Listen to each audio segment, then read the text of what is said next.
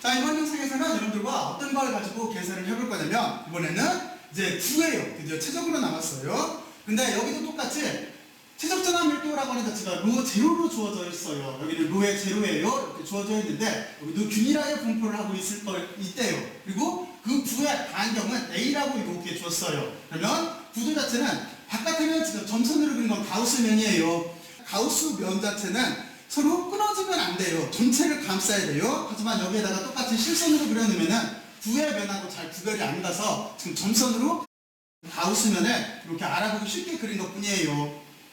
가우스면이 점점점 이렇게 떨어져서 디스크리트하다고 불연속적이라고 생각하면 안 돼요. 그게 아니라 구별하기 위해서 점선으로 그리는 것 뿐이에요. 자, 그러면 제 문제 설명은 간단하게 해줬으니까 자, 여러분들이 지금부터 그림을 먼저 한번 보고 그리고 문제를 읽어보면서 도대체 어떤 걸 고려를 해봐야 되겠다라고 하는 목적의식을 가지세요. 공부는 목적이 있어야 하는 거잖아요. 도대체 뭐를 하라고 하는 거를 스스로 파악을 해봐요. 자, 그러면 여러분들이 잘 파악을 했을 거예요. 이 문제의 핵심은 뭐냐면 지금 여기에요. 뭐냐면 두 가지를 계산하라고 돼 있어요. 무슨 뜻이냐면 어떤 이렇게 균일하게 전화 밀도를 가지고 있는 구가 있다라고 했을 때 첫 번째는 이 구의 바깥 공간에서 전속 밀도를 구하라고 했고, 그리고 두 번째는 그 구의 내부에서 전속 밀도를 구하라고 한 거예요. 여러분들은 그거를 구별을 먼저 해내야 돼요. 자, 그러면 먼저 우리는 어떻게 할 거냐면은 일단은 구의 바깥 영역에서 바깥의 점선, 이게 가우스면이에요. 바깥 영역에서 전기장을 먼저 계산을 할 거예요. 그거를 어디다 써놨냐면 여기에다가 이렇게 써놨어요. 여기 보면 이거죠. A라고 하는 자체는 구의 반지름이에요. 그러니까 이만큼 영역을 뜻할 테고, R이라고 하는 자체는 가우스면까지의 거리예요. 근데 지금 가우스면까지의 거리가 R보다 더 커요. 그러니까 구조는 이 그림이 될 거예요. 이 뜻이 바로 이 그림인 거예요. 자, 그러면 이제 여기도 어떻게 계산을 해야 돼요? 먼저 여러분들은 여기서 전속 밀도를 계산을 하라고 했기 때문에 우리는 D필드 쪽으로 관계되어 있는 가우스 법칙을 쓰면 되는 거예요. 그리고 계산은 어떻게 할 거냐면 먼저 계산하기 쉬운 총전압을 먼저 계산을 할 거예요. 그리고 그 뒤에 선속을 계산을 할 거예요. 식이 좀 복잡해 보이는데 저도 그렇지가 않아요. 하나하나 따라가면 별거 아니에요. 그리고 바로 이 문제 때문에 여러분들하고 벡터 미적분학을 할 때 이미 여기 계산을 한번 해봤어요. 구의 최적하고 면적 계산하는 거.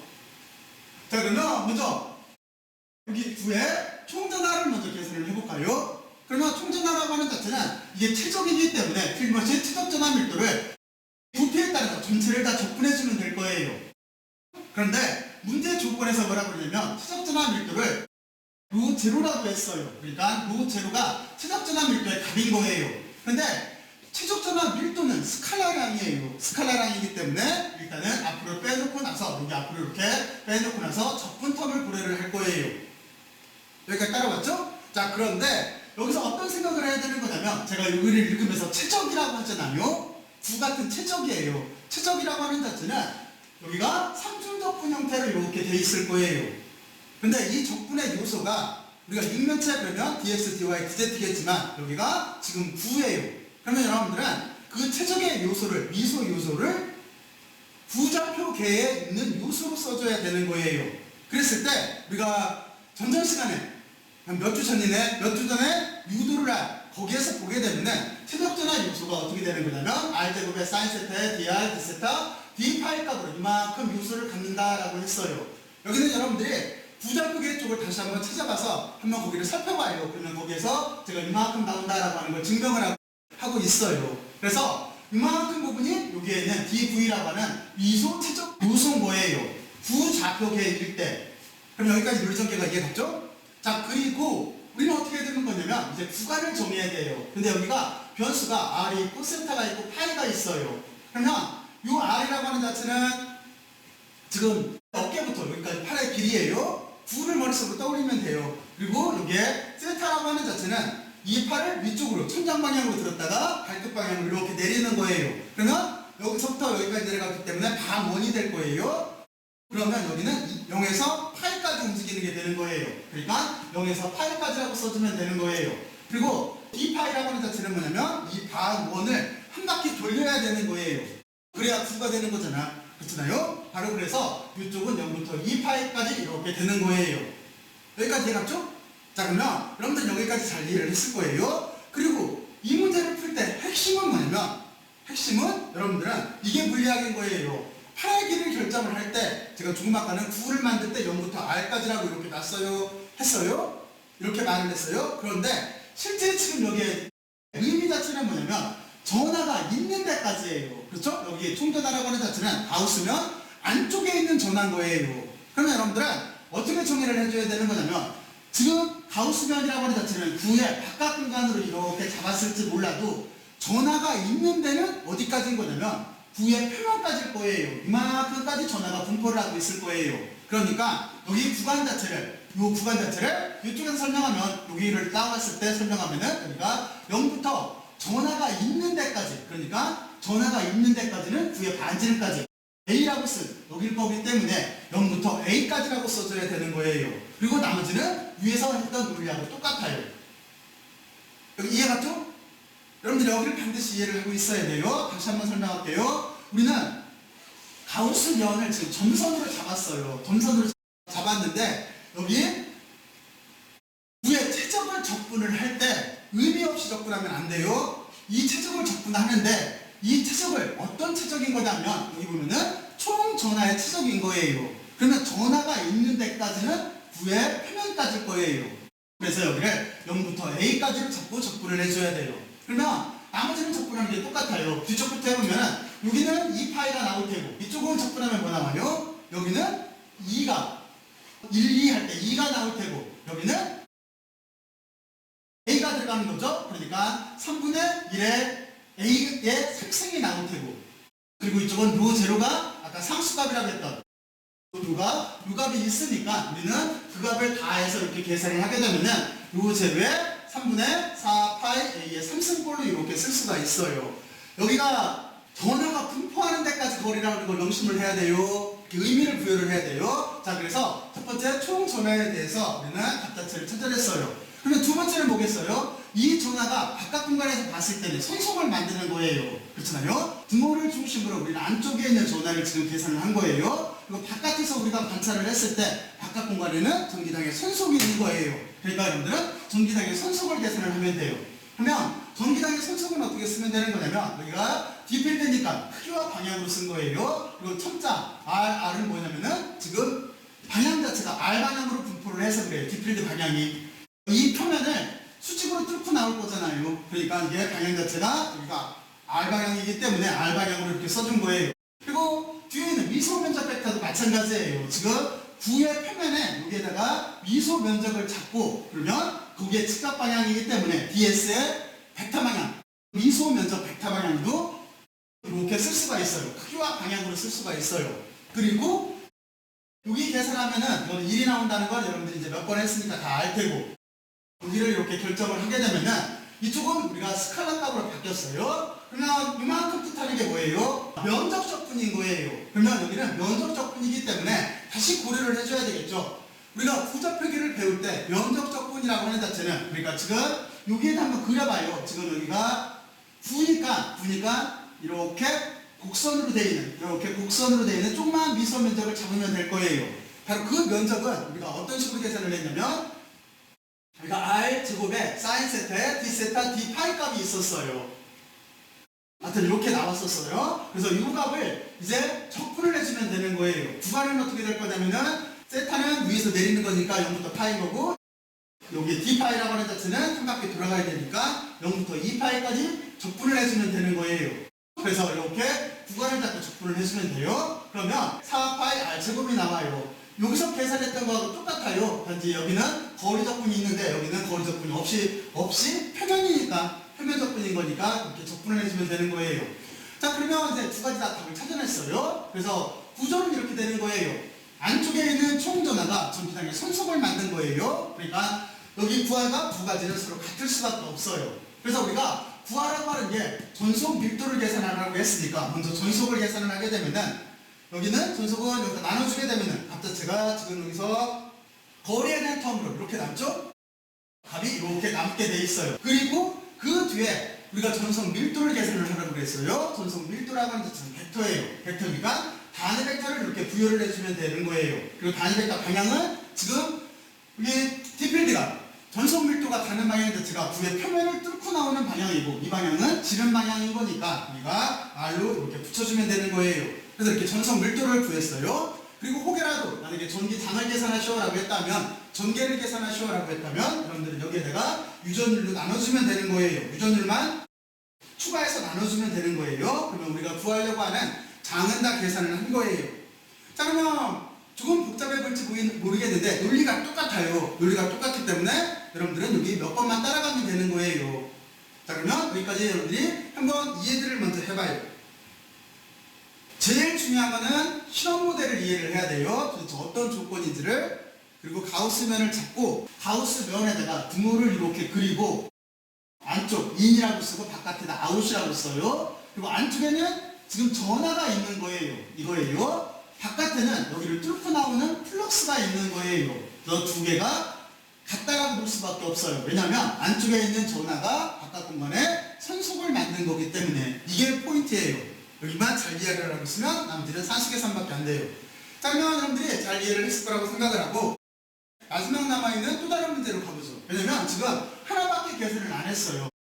그런 가우스면을 구의 바깥으로 잡았을 때예요. 그럼 또 하나가 있겠죠. 구의 안쪽으로 잡았을 때. 구의 안쪽으로 이렇게 잡았을 때를 계산을 해보면 돼요. 논리는 똑같아요. 자, 그러면 이제 그걸 계산하기 위해서 그 뒷장으로 갈게요.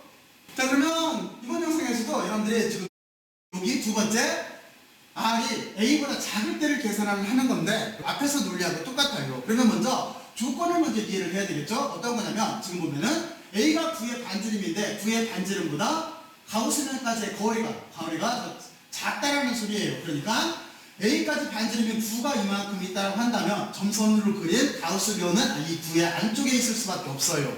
그러니까 지금 전기장의 선속을 얼마큼을 고려를 하겠다는 거냐면 여기 점선으로 잡은 안쪽만 이만큼만 고려를 하겠다는 거예요. 이 바깥에 있는 여기는 고려를 않겠다는 소리인 거예요. 이해들 갔죠? 어떤 조건인 건지? 자, 그러면 이제 여러분들은 가우스 법칙을 이렇게 써주고 그리고 총전하와 전기장의 선속을 계산하면 되는 거예요. 자, 그러면 계산들을 눈으로 쭉 따라가면서 얼른 한번 해보세요. 꼴만 이해를 해봐요. 아, 이게 이렇게 되는구나 라고. 그리고 같이 천천히 해보면은 별거 아니에요. 자, 그러면 먼저 안쪽에 있는 전하가 원인이었으니까 안쪽에 있는 전하를 먼저 계산을 하면은 여기가 9기 때문에 최적 전하 밀도를 부피에 따라서 다 적분을 해주면 될 거예요. 그런데 최적 전하 밀도가 균일하다고 그랬어요. 그러니까 여기는 그냥 부피 적분이 될 거예요. 그리고 최적 전하 밀도를 이렇게 앞에 써주고 부피 적분을 이렇게 해줘요. 근데 여러분들한테 앞장에서 설명했듯이 제일 중요한 건 뭐냐면 전하가 있는 데까지 거리예요. 왜냐면 이 의미 자체가 안쪽에 있는 전하이기 때문에 가우스면 안쪽에 있는 전하만을 고려를 해주는 거기 때문에 전하는 가우스면 안쪽에밖에 존재를 못하게 되는 거예요. 그러니까 우리가 거리 쪽을 고려를 해서 적분을 할 때 바로 뉴턴을 여기가 거리텀이잖아요. 적분을 할 때 여기가 0부터 R까지가 되는 거예요. 왜냐면 지금 전하가 있는 데는 이만큼으로 잡았고 거기까지 거리는 R인 거예요. 가우스면까지 거리가 되는 거예요. 그래서 이쪽은 0부터 R까지예요. 근데 만약에 여러분들이 비교를 해보면 이해하기가 쉬워요. 만약에 이렇게 여기가 전하 분포가 9 안에 이렇게 존재를 하는데 가우스면을 밖으로 잡게 되면은 우리가 여기를 적분을 할 때 어떻게 될 수밖에 없냐면 가우스면을 이렇게 밖에 잡았더라도 실제 전하 분포는 이만큼 안에 갇혀 있는 거예요. 구의 반지름 안에 있을 수밖에 없어요. 그러니까 이때는 0부터 A까지가 되는 거예요. 그리고 지금과 같이 안쪽으로 잡게 되면은 전하 분포를 이만큼 여기 점선으로 그린 구 안쪽만을 이만큼만 고려를 할 거기 때문에 0부터 R까지가 되는 거예요. 이것만 주의를 해주면 돼요. 그러니까 의미 부여를 해봐요. 그러면 더 금방 구별할 수가 있어요. 이 총전하가 있는 데까지.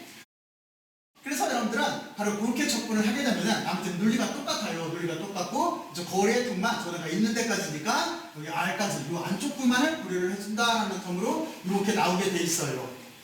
여기까지 논리적인 이해 갔죠? 그리고 그 뒤에 우리는 이제 이 전하가 만들어낸 플럭스를 계산을 해줘야 돼요. 선속을 계산을 하려면 여기도 지금 앞에서 했으니까 여기는 벡터를 단위 벡터를 고려를 해서 스칼라 값으로 바꿨어요. 스칼라 값으로 바꾸고 여기가 전체 면을 감싸는 면적분인 거니까 표면인 거잖아요. 전체 면을 감싸는 표면 적분인 거니까 여기도 이렇게 부좌표기를 고려해서 적분텀을 써준 거예요. 그리고 이거를 계산을 하게 되면은 여기는 4파이 r 제곱이 나올 수밖에 없어요. 앞에서 계산했던 이쪽 계산했던 거하고 똑같은 값이 나올 수밖에 없어요. 그렇죠? 자, 그러면 이제 의미 자체는 이렇게 되겠죠? 안쪽에 있는 전하가 여기 선속을 만든 거니까, 전기 선속을 만든 거니까 두 값이 같아야 돼요. 그래서 우리가 선속이라는 개념으로 먼저 쓰게 되면은 여기 뭐 지워질 거 지워지고 이렇게 해서 쓰게 되면은 간단하게 이렇게 표현이 돼요. 하지만 구하라고 하는 자체는 전기 선속 1도였기 때문에, 그러니까 여기다가 벡터 처리를 해줘야 돼요. 그래서 벡터 지름 방향에 그게 r 방향인 거죠. 단위 벡터를 붙여주면은 여기가 벡터네요. 여기 벡터 표시가 빠졌네요. 여기 벡터를 이렇게 표시를 해주면 되는 거예요. 그리고 그걸 가지고 전기당을 이렇게 계산할 때도 여기도 전기당의 벡터를 표시를 해줘야 돼요. 또는 전기당 자체를 두껍게 써주면 돼요. 지금 이쪽에 벡터 표시가 있으니까 됐고, 이렇게 해서 우리가 전속 밀도하고 전기장 자체를 계산을 할 수가 있어요. 자, 그러면 여러분들 여기에서 핵심이 뭘까요? 이 생각만 하고 있으면 돼요. 두 문제를 비교를 하면서 여러분들의 핵심은 의미부여에 썼어요. 뭐냐면 가우스면을 잡고 실제 적분을 할 때는 어떻게 하는 거냐면 전하가 분포하는 데까지만 고려해 준다는 게 여기에 핵심이었었어요. 그렇죠? 그래서 지금과 같이 잡았을 때는 0부터 A까지 적분을 해줘야 되고, 안쪽으로 잡았을 때는 0부터 R까지 적분을 해줘서 가우스면 안쪽만을 고려를 해준다라고 하는 거예요. 왜냐면 이 등호가 가우스면의 경계면에 있는 거예요. 여기가 등호예요. 그렇죠? 바로 그래서 우리는 안쪽까지 적분을 해줘야 되는 거예요. 그 점만 고려를 하고 있으면 나머지는 산수밖에 안 돼요. 여러분들이 금방 할 수 있어요. 그리고 논리 자체가 똑같아요. 자, 그러면 여기까지 여러분들이 스스로 한번 생각들을 해보세요. 저는 다음 작업 넘어갈게요. 스스로 생각들을 해봐요. 자, 그러면 이번 영상에서는 여러분들과 전위에 대해서 생각을 해볼 거예요. 설명을 어떻게 할 거냐면 먼저 전기장 속에서 1에 대해서 한번 생각을 해볼 거예요. 여기 1, 그리고 또 하나 전기 위치 에너지에 대해서 생각을 해볼 거예요. 그리고 이 개념을 이용을 해서 전위차라고 하는 걸 유도를 하고, 그리고 이제 실제 전위의 정의에 대해서 이렇게 알아볼 거예요. 자, 그러면 설명 방법은 이렇게 할 건데 여러분들은 먼저 여기 있는 실험 구조에 대해서 먼저 생각을 해봐야 돼요. 머릿속으로 상상들을 해봐요. 먼저 왼쪽에서 오른쪽으로 지나가는 전기장을 머릿속으로 상상을 해요. 그림으로 이렇게 그렸어요. 그리고 그림을 이렇게 그렸을 때 실제 전위는 지금 왼쪽이 높은 거예요. 이쪽이 높고 이쪽이 전위가 낮은 거예요. 자, 그리고 거기에 시험입자가 움직이고 있어요. 저는 이동 경로를 지금 이렇게 그렸어요. 이쪽이 이동 경로 초기치에서 낮은 경로로 시험입자가 이동을 하고 있는 중인 거예요. 그럼 여기까지 이해갔죠? 전기장 속에서 시험입자가 임의 경로를 통해서 이동하고 있는 경우인 거예요. 그랬을 때 시험 전하를 대문자 Q0로 쓸 거예요. 그리고 전체 이동 경로를 L이라고 쓸 거예요. 미소 길이를 DL이라고 쓸 거예요. 미소 길이 벡터를 DL에 화살표를 이렇게 그려서 DL 벡터를 이렇게 쓸 거예요. 그리고 이 시험입자 자체는 전기장 속에서 틀림없이 힘을 받을 거예요. 힘은 얼마큼 받게 돼 있는 거냐면 여러분들은 전기장이라고 하는 거의 정의에서 구할 수가 있는데, 전기장의 정의 자체가 전기력이라고 하는 쿨럼버스를 시험 전하로 나눠준 거였었어요. 그러니까 여기서 거꾸로 힘이라고 하는 자체는 어떻게 정의할 수가 있냐면 전기장에다가 시험 전하를 Q를 곱해주면 될 거예요. 그러면 다음과 같이 표현이 될 거예요. 그러니까 시험 전하는 전기장 속에서 이만큼 힘을 받게 될 거예요. 자, 그러면 전체 실험 모델은 이제 이해가 갔을 거예요. 이 그림 자체가. 자, 그러면 저렇게 그림 자체를 이해를 했을 거라고 생각을 하고 이제 1에 대한 정의부터 시작을 해서 전위까지 한번 유도를 해보죠. 그러면 여러분들은 1이라고 하는 걸 생각을 해야 되는데 1이라고 하는 자체는 이렇게 생각하면 쉬워요. 여러분들이 벽돌에 있다라고 생각을 해봐요. 벽돌을 이동하고 있어요. 그러면 이동하려면 힘이 들어가겠죠. 그러니까 벽돌을 힘을 가해서 들어서 이동한다라고 생각을 해봐요. 그러면 이게 1의 정의가 될 거예요. 그러면 1은 이렇게 쓸 수밖에 없겠죠. 힘을 가해서 물체를 이동시키면 1이 될 거예요. 그쵸? 그러면 지금과 같은 경우에 힘이라고 하는 자체는 어떤 걸 거예요? 힘이라고 하는 자체는 방금 전에 여러분들한테 설명했듯이 전기장에다가 전하를 곱해주면 되는 거예요. 지금 같은 경우에는 시험 전하를 곱해주면 되는 걸 거예요. 그러면 우리는 이 논리를 이렇게 전개를 할 수가 있겠죠? 힘이라고 하는 자체가 전기장에다가 시험 전하를 곱해주면 되는 거예요. 근데 시험 전하라고 하는 자체는 스칼라 값인 거예요. 그러니까 지금 여기에 전체 경로 적분에서 시험자는 앞쪽으로 이렇게 빼줄게요. 여기가 경로 적분인 거예요. 지금 이동 경로에 대해서 적분을 하는 거잖아요. 그러니까 여기가 경로 적분인 거예요. 선적분인 거예요. 자, 그러면 먼저 여러분들은 전기당 속에서 움직이는 시험 전화에 대한 일에 대한 표현식을 이렇게 찾았어요. 그러면 이걸 이용을 해서 이제 뭘 계산할 거냐면은 에너지를 계산을 할 거예요. 자, 에너지라고 하는 자체는 여러분들 어떻게 생각하면 되는 거냐면 일과 에너지 사이의 관계는 다음과 같이 이렇게 되는 거예요. 일이라고 하는 자체는 위치 에너지의 변화량인 거예요. 여기가 변화량인 거예요. 변화량이라고 하는 자체는 투기치에서 나중치를 빼주면 된다는 소리예요. 그리고 또 한 가지 여기에 마이너스가 이렇게 붙어 있어요. 여기 마이너스가 붙어 있는 이유는 여러분들 이렇게 생각을 하면 돼요.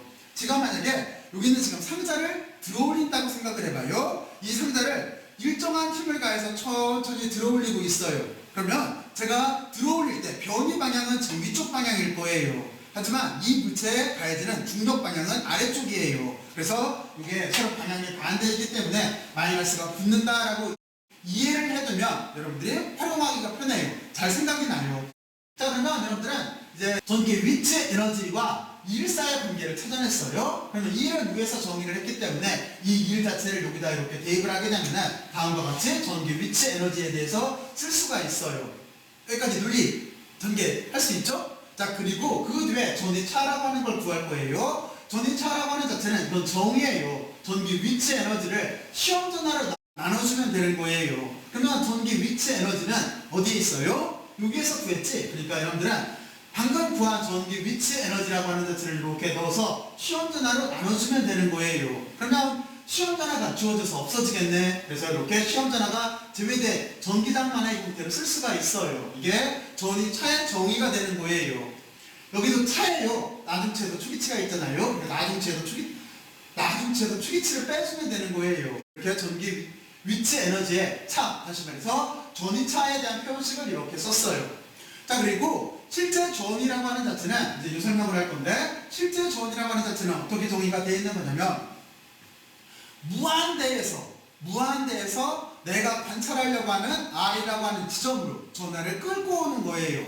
바로 이게 정인 거예요. 그래서 전위의 정인 거예요. 그래서 여기를 어떻게 쓸 수밖에 없냐면 무한에서부터 내가 관찰하려고 하는 점까지 R까지 전화를 이동시켜 오는 거예요. 그래서 여기가 무한대에서 R까지로 이렇게 표현이 돼 있어요. 이 표기법에 대해서 여러분들은 좀 이해를 하고 있어야 되는 거예요. 자, 이렇게 전위까지 결정을 했어요.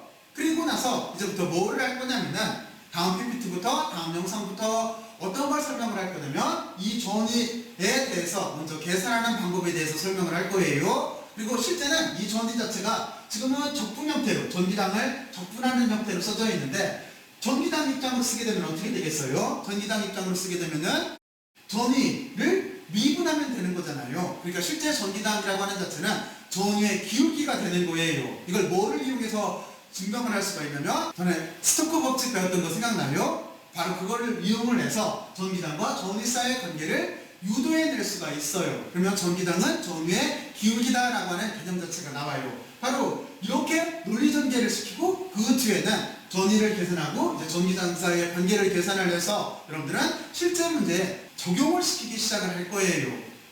그리고 그 뒤에는 전위까지 계산한 다음에 뒤에 우리는 전기 용량을 계산을 해서 다시 적용을 시키기 시작을 할 거예요. 그러면 논리는 이렇게 되겠죠. 여러분들은 힘을 계산을 하고 F라고 하는 힘을 계산을 하고 그 뒤에 전기당을 계산을 하고 전기당 값을 여기다 넣어서 전위를 계산을 하고 이 전위를 이용을 해서 C라고 하는 전기 용량을 계산하는 식으로 앞으로 설명을 할 거예요. 이게 전체 논리예요. 자, 그러면 여기까지 다음 시간에 할 것까지 얘기를 했으니까 이제 여러분들은 지금은 전위라고 하는 자체가 뭔가라고 하는 거에 대해서 잠깐만 정리들을 하고 이제 마무리를 하죠. 자, 그러면 여기 실험 모델을 이해를 하고 제일 중요한 거 전위가 이렇게 논리상 정의가 됐는데 실제 전위라고 하는 자체는 어떻게 정의가 되어 있는 거냐면 무한대에서부터 내 쪽으로 끌고 오는 거예요. 내가 관찰할 때까지 관찰하려고 하는 점까지 끌고 오는 거예요. 그래서 여기가 무한대에서부터 관찰하려고 하는 점 R까지 이렇게 적분을 해주면 되는 거예요. 이게 전위의 정인 거예요. 뭐를 적분을 해줘요? 전기당을 적분을 해주는 거예요. 뭐에 따라서 적분을 해줘요? 위치함수기 때문에 거리에 따라서 접근을 해주면 되는 거예요. 그러니까 이 부분 자체가 경로 접근이 되는 거예요. 이동 경로 접근이 되는 거예요. 그 점만 여러분들이 이해를 하고 있으면 되는 거예요. 자, 그러면 오늘 배운 내용을 한마디로 정리를 하게 되면은 바로 이거예요. 과학이라고 하는 자체는, 특히 물리학이라고 하는 자체는 현상을 이해를 하고 그리고 의미를 부여를 해서 해석을 해나가는 거예요. 여러분들은 바로 이 점에 대해서 심도 있게 생각을 해봐야 돼요. 산수 문제 풀기를 하면 안 돼요. 꼭 실제 현상을 머릿속으로 사고 실험을 통해서 시각화를 시키고 그거에 대해서 의미 부여를 해나가는 거예요. 그 점을 명심해야 돼요. 자, 그리고 이제 제일 중요한 거, 여러분들은 그만큼 그걸 충분히 할 수 있을 정도로 여러분들은 우수한 학생들이에요. 그리고 여러분들은 또 하나 중요한 존재예요. 그러니까 여러분들은 가치 있게 살 수 있도록 노력을 해야 돼요. 그게 여러분들 인생에 정말로 도움이 될 거예요. 자, 그러면 마무리를 할게요. 열심히들 들어주셔서 고맙고 수고들 많이 했어요. 수고했어요.